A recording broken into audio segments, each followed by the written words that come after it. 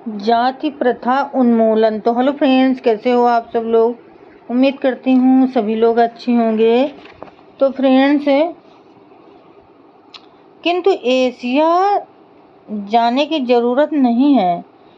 घर में ही उसके प्रमाण और सांप्रदायिक अधिनियम का क्या महत्व है, जिसमें विविध जातियों और समुदायों के परिभाषित अनुपातों में राजनीतिक सत्ता का आवंटन हो। मेरे विचार से इसका मतलब यह बात है मेरे विचार से इसका महत्व इस बात में है कि राजनीतिक संविधान को सामाजिक संगठन को ध्यान में रखना चाहिए। इससे प्रकट होता है कि ऐसे राजनीतिक जिन्होंने यह नहीं माना कि भारत की सामाजिक समस्या का राजनीतिक समस्या पर भी कोई प्रभाव है, वे संविधान तैयार करने में सामाजिक समस्या को मानने के लिए बाध्य हुए। कहने का तात्पर्य यह है कि सांप्रदायिक अधिनियम सामाजिक सुधार की अपेक्षा से उत्पन्न प्रतिशोध है। यह सामाजिक सुधार दल के लिए विजय है, जो यह दिखाता है कि चाहे वे हार गए, किंतु उनका सामाजिक सुधार के महत्व पर बल देना ठीक था। मैं जानता हूं कि बहुत से लोग इस तत्व को स्वीकार नहीं करेंगे। इस प्रकार का विचार अभी मौजूद है और इस बात पर विश्वास करना अच्छा लगता है कि सांप्रदायिक निर्णय अस्वाभाविक है और यह नौकरशाही तथा अल्पसंख्यकों के बीच अपवित्र गठबंधन का परिणाम है। अगर यह कहा जाए कि सांप्रदायिक अधिनियम एक अच्छा साक्ष्य नहीं है, तो मैं अपने मत के समर्थन में इस पर एक साक्ष्य के रूप में भरोसा नहीं करना चाहता। आयरलैंड को लीजिए। आयरिश होम रूल का इतिहास क्या बताता है।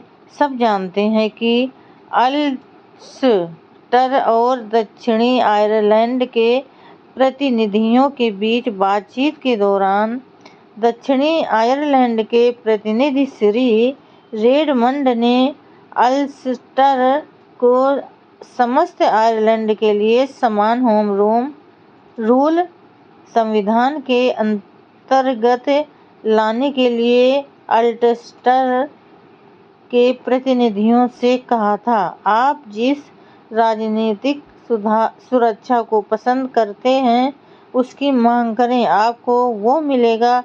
पता है अल्स्टर के लोगों ने क्या जवाब दिया? उनका उत्तर था, धिक्कार है आपकी सुरक्षा को। हम किसी भी शर्त पर अपने ऊपर आपका शासन नहीं चाहते। जो लोग भारत में अल्पसंख्यकों पर दोषारोपण करते हैं, उन्हें इस बात पर विचार करना चाहिए कि यदि अल्पसंख्यक वो रवैया अपना लेते जो अल्स्टर ने अपनाया था, तो बहुसंख्यकों की राजनीतिक आकांक्षाओं का क्या होता। आयरिश होम रूल के प्रति अल्स्टर के रवैये को देखते हुए क्या यह कुछ भी नहीं है कि अल्पसंख्यक उस बहुसंख्यक के शासन में रहने को सहमत हो गए, जिसने राजनीतिज्ञता की कोई अधिक भावना नहीं दिखाई, और क्यों उनके लिए कुछ सुरक्षात्मक उपायों की व्यवस्था की, किंतु यह केवल आकस्मिक है। मुख्य प्रश्न यह है कि अल्स्टर ने ऐसा रवैया क्यों अपनाया। मैं इसका केवल एक उत्तर दे सकता हूँ कि अल्स्टर और दक्षिण आयरलैंड के बीच एक सामाजिक समस्या थी। कैथोलिकों और प्रोटेस्टेंटों के बीच एक समस्या निश्चय ही जाति की समस्या थी। आयरलैंड में होम रूल एक प्रकार से रोम का शासन रूल होगा। अल्स्टर वासियों ने इसी रोम रूप में अपना उत्तर तैयार किया था, किंतु इस बात को बताने का यही एक अन्य तरीका है कि कैथोलिकों और प्रोटेस्टेंटों के बीच जाति की सामाजिक समस्या थी, जिसने वहां राजनीतिक समस्या का हल नहीं होने दिया। इस साक्ष्य को फिर से चुनौती दिया जाना निश्चित है। यहाँ भी साम्राज्यवादी हाथ काम कर रहा था, किंतु मेरे साधन समाप्त नहीं हुए हैं। मैं रोम के इतिहास से साक्ष्य दूंगा। वहाँ कोई भी ये नहीं कह सकता कि कोई दुष्ट आत्मा काम कर रही थी। जिस किसी ने भी रोम के इतिहास को अध्ययन किया है, उसे पता होगा कि रोम के गणतंत्रवादी संविधान में सांप्रदायिक अधिनिर्णय से बहुत अधिक मिलते जुलते तत्व थे। जब रोम में राजशाही का उन्मूलन हुआ तो राजसी सत्ता या परसत्ता इम्पीरियम, कांसुलो और पोंटिफेक्स और मैक्सिमस के बीच विभक्त हो गई थी। कांसुलों में राजा का धर्मनिरपेक्ष प्राधिकार निहित था, जबकि पोंटिफेक्स मैक्सिमस ने राजा का धार्मिक प्राधिकार ग्रहण किया था। इस गणतंत्रवादी संविधान ने दो काउंसिलों का प्रावधान किया था। एक था पेट्रिशियन और दूसरा था प्लेबियन। उसी संविधान में पोंटिफेक्स मैक्सिमस के अधीन पादरियों की भी व्यवस्था थी, जिनमें से आधे प्लेबियन और आधे पेट्रिशियन होते थे।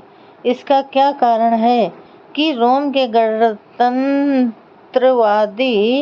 संविधान में ये प्रावधान थे कि जो जैसा कि मैंने बताया था, सांप्रदायिक अधिनिर्णय के प्रावधानों से इतने अधिक मिलते हैं।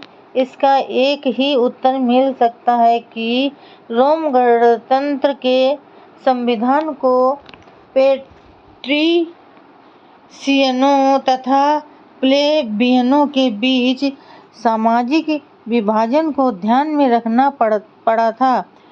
पेट्रिशियन और प्लेबियन ये दो स्पष्ट जातियां थीं। सार रूप में हम कह सकते हैं कि राजनीतिक सुधारकों को जिस दिशा में वे जाना चाहें जाने दें।